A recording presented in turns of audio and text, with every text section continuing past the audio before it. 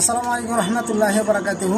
যারা এখনো সালাত আদায় করে না এবং নামাজ পড়ে না তাদের জন্য একটা গজব বেজাতি বলে একটা ভিডিও দেখালাম তোমাদের জন্য। ভিডিওটা সালাত আদায় করে না, সে কুত্তার চাইতে খারাপ, সে শুকুরের চাইতে খারাপ।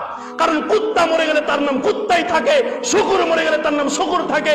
কিন্তু একজন মুসলিম বেনামাজি হওয়া মরলে সে মুসলিম থাকে না, সে কি হয়ে যায়? কাফের হয়ে যায়। চিন্তা করা যায়?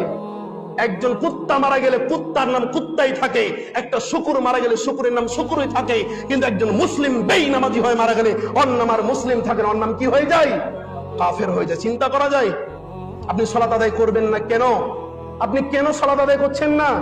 আরে সালাত আদায় করলে আপনার সকল টেনশনের দূর করে দিবেন তিনি কে? আল্লাহ তাআলা। সালাত আদায় করে না, সে কুত্তার চাইতে খারাপ, সে শুকুরের চাইতে খারাপ। কারণ কুত্তা মরে গেলে তার নাম কুত্তাই থাকে, শুকুর মরে গেলে তার নাম শুকুর থাকে।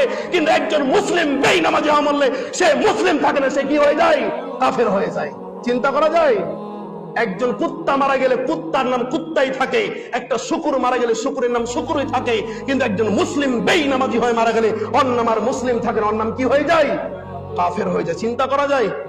আপনি সালাত আদায় করবেন না কেন? আপনি কেন সালাত আদায় করছেন না? আরে সালাত আদায় করলে আপনার সকল টেনশনের দূর করে দিবেন তিনি কে? আল্লাহ তাআলা।